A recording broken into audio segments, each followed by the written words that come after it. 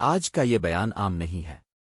یہ ایک ایسے ولی اللہ کا ذکر ہے جن کی خاموشی بھی دلوں کو جگا دیتی تھی، جن کی زندگی قرآن کی عملی تصویر تھی، جنہوں نے کرامت سے زیادہ استقامت سکھائی۔ آئیے سنتے ہیں حضرت حافظ محمد جمال۔ الحمدللہ رب العالمین والصلاۃ والسلام علی سید الانبیاء والمرسلین۔ ناظرین کرام، اللہ تعالیٰ نے ہر دور میں اپنے کچھ خاص بندے پیدا فرمائے جو بظاہر عام انسان ہوتے ہیں مگر ان کے دل اللہ کے نور سے بھرے ہوتے ہیں۔ ایسے ہی ایک عظیم ولی اللہ کے مقرب بندے قرآن کے عاشق اور دلوں کو اللہ سے جوڑنے والے بزرگ تھے، حضرت حافظ محمد جمال۔ حضرت حافظ محمد جمال کا مقام و مرتبہ۔ حضرت حافظ محمد جمال ان خوش نصیب ہستیوں میں سے تھے جنہیں اللہ تعالیٰ نے قرآن کی حفاظت، عمل صالح اور اخلاص کی دولت عطا فرمائی۔ آپ حافظ قرآن تھے مگر صرف حافظ ہی نہیں تھے بلکہ قرآن کو جینے والے انسان تھے۔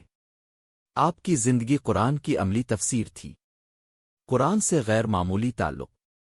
حضرت حافظ محمد جمال کا قرآن سے تعلق صرف تلاوت تک محدود نہیں تھا۔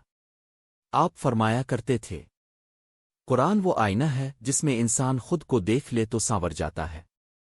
آپ روزانہ قرآن کی تلاوت ایسے خشوع و خضوع سے فرماتے کہ سننے والوں کے دل نرم ہو جاتے، آنکھیں نم ہو جاتی اور دل اللہ کی طرف متوجہ ہو جاتا۔ عبادت اور ذکر الہی۔ حضرت حافظ محمد جمال کی راتیں عبادت میں گزرتیں اور دن مخلوق خدا کی خدمت میں۔ نماز آپ کی زندگی کا مرکز تھی۔ نماز کے بعد طویل ذکر، درود پاک اور استغفار آپ کا معمول تھا۔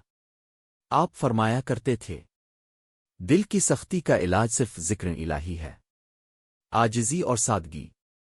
حالانکہ اللہ نے آپ کو بلند مقام عطا فرمایا تھا لیکن آپ انتہائی سادہ طبیعت کے مالک تھے۔ نہ شہرت کی طلب، نہ تعریف کی خواہش، نہ دنیاوی جا و منصب کی چاہ۔ اگر کوئی آپ کی تعریف کرتا تو سر جھکا لیتے اور فرماتے، یہ سب اللہ کا کرم ہے، میرا کچھ نہیں۔ خدمت خلق۔ حضرت حافظ محمد جمال کی خانقاہ مجلس صرف ذکر کے لیے نہیں ہوتی تھی بلکہ غریبوں، مسکینوں اور پریشان حال لوگوں کے لیے سکون کی جگہ ہوتی تھی۔ بھوکوں کو کھانا، غمزدہ کو تسلی، گنہگار کو امید دینا، یہ سب آپ کی زندگی کا حصہ تھا۔ اصلاح نفس کی تعلیم۔ حضرت حافظ محمد جمال کا خاص پیغام یہ تھا کہ دوسروں کو بدلنے سے پہلے خود کو بدل لو۔ آپ فرماتے تھے، تکبر دل کو مردہ کر دیتا ہے، حسد عبادت کو کھا جاتا ہے اور غفلت ایمان کو کمزور کر دیتی ہے۔ کرامت سے زیادہ استقامت۔ لوگ اکثر اولیاء اللہ کی کرامات کے پیچھے بھاگتے ہیں لیکن حضرت حافظ محمد جمال فرماتے تھے، اصل کرامت گناہ سے بچ جانا ہے۔ آپ کی سب سے بڑی کرامت یہ تھی کہ لوگ آپ کی صحبت میں آ کر نماز کے پابند بن جاتے، گناہوں سے توبہ کرتے اور اللہ کی طرف لوٹ آتے۔ ہمارے لیے سبق۔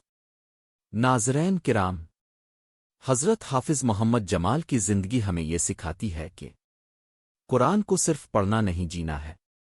عبادت کو دکھاوا نہیں، تعلق بنانا ہے۔ بزرگی کپڑوں آنام میں نہیں، عمل میں ہے۔ دل کا سکون صرف اللہ کے ذکر میں ہے۔ اختتامی دعا۔ اے اللہ، ہمیں حضرت حافظ محمد جمال کے نقش قدم پر چلنے کی توفیق عطا فرما۔ ہمیں قرآن سے سچا تعلق عطا فرما، ہمارے دلوں کو اپنی یاد سے زندہ فرما اور ہمیں نیک لوگوں کی صحبت نصیب فرما۔ آمین رب العالمین۔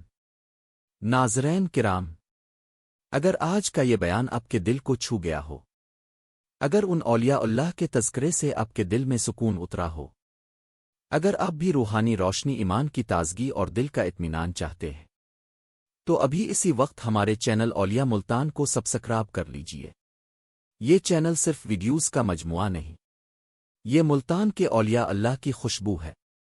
یہ ان بزرگوں کی تعلیمات ہیں جنہوں نے دلوں کو اللہ سے جوڑا۔ یہ وہ راستہ ہے جو انسان کو سکون، صبر اور یقین عطا کرتا ہے۔